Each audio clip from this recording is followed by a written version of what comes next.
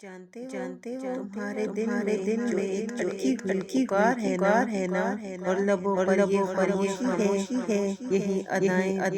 تمہارے رب کو بہت پسند ہے، اور یہی تمہارے لیے ساتوں آسمان سے کن لے کر آئیں گی، تم بس یقین رکھو۔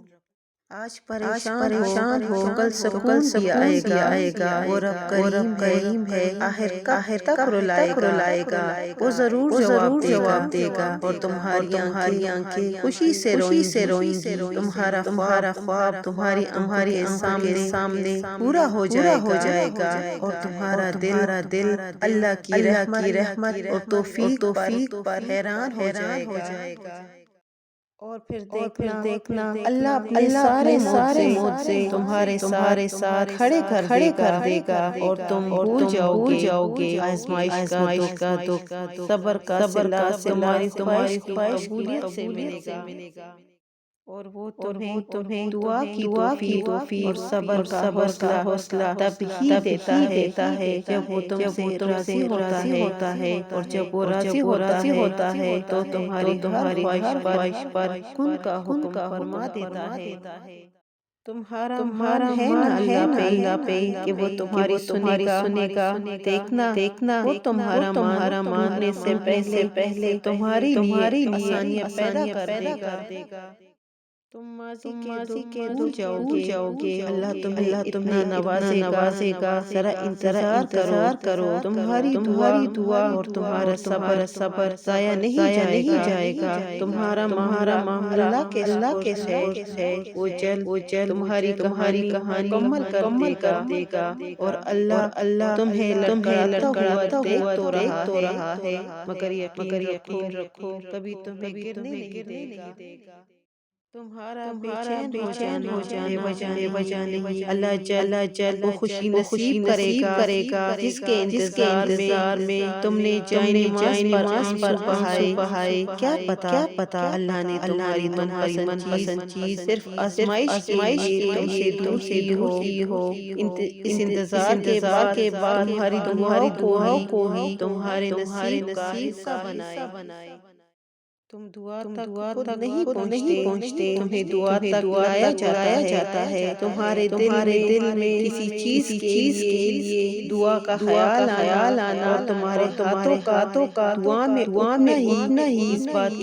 کی نشانی ہے کہ اللہ تمہیں نوازنا چاہتا ہے۔ جب تم سجدوں میں تڑپتے ہو، جب تم دعا کے لیے ہاتھ اٹھا کر خاموش ہو جاتے ہو، اللہ کو اندازہ ہے جب تم صبر کرتے ہوئے تھک جاتے ہو، جب تم بے بس ہو کر خاموش ہو جاتے ہو، یقین رکھو امید لگانے والوں کو اللہ کبھی نا امید نہیں کرتا۔ اللہ تو سب کا ہے، لیکن جب اس کے آگے سجدہ ریز ہوتے ہیں تو ایسا لگتا ہے کہ جیسے اللہ صرف میرا ہے، صرف مجھے وہ دیکھ رہا ہے، صرف مجھے وہ سن رہا ہے، صرف میں اور میرا اللہ ہے، اور ایسا تب ہوتا ہے جب صرف سجدہ نہیں بلکہ سجدہ محبت ادا کیا جائے۔ کیوں پریشان ہوتے ہو؟ اگر تمہارے ساتھ کوئی غلط کر ہے تو کیا تم نے نہیں پڑھا وما کان ربک نسیا، اور تیرا رب بھولنے والا نہیں۔ اور اگر تمہیں ذرا بھی اندازہ ہو جائے کہ اللہ تمہارے معاملات کیسے سیدھے کرتا ہے تو یقین مانو تمہارا دل اللہ کی محبت سے پھٹ جائے۔ کیوں بے یقین ہوتے ہو؟ آپ نے کسی انسان سے نہیں، بادشاہوں سے مانگا ہے، جس کے خزانوں میں کہیں کوئی کمی نہیں، یقین رکھے وہ عطا کرے گا، کیونکہ وہی عطا کرتا ہے۔ پریشانیاں ہر ایک کی زندگی میں موجود ہیں، کوئی بھی مکمل پرفیکٹ زندگی نہیں گزار رہا، بس فرق وہاں پہ آتا ہے جب انسان اپنے معاملات اللہ کے حوالے کرتا ہے اور مطمئن ہو جاتا ہے اور کہتا ہے حسبنا اللہ ونعم الوکیل۔ جس طرح ہم اختیار میں آئی ہوئی چیزوں کے لیے وقت مقرر کرتے ہیں، بالکل اسی طرح جس کے اختیار میں ہم ہیں وہ ہمارے لیے کرتا ہے، ہمیں صرف اس پر بھروسہ کرنا ہوتا ہے۔ اللہ یقین والوں کے راستے بناتا ہے، اور جانتے ہو یقین والے کیسے ہوتے ہیں کہ جب ان کی دعائیں بھی ان کے مخالف ہو جائے وہ تب بھی اللہ سے مانگنا نہیں چھوڑتے۔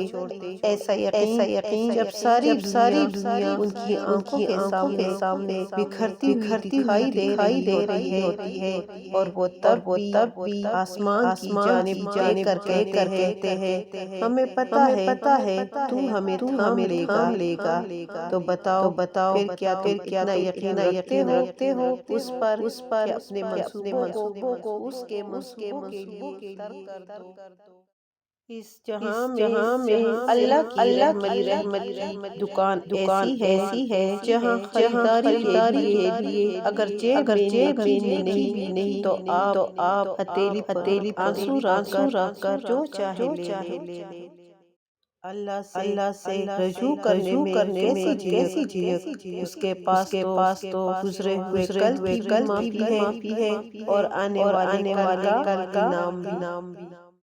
اور بس تم اپنے اللہ پر بھروسہ رکھو، وہی ویران سے نکال کر سلطنت کا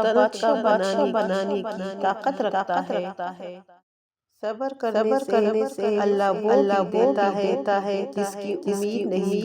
ہوتی، اور مانگنے سے وہ بھی مل جاتا ہے جس کی امید ختم ہو جاتی ہے۔ دیکھنا اللہ تمہاری ایسی مدد کرے گا کہ تم خود بھی حیران رہ جاؤ گے۔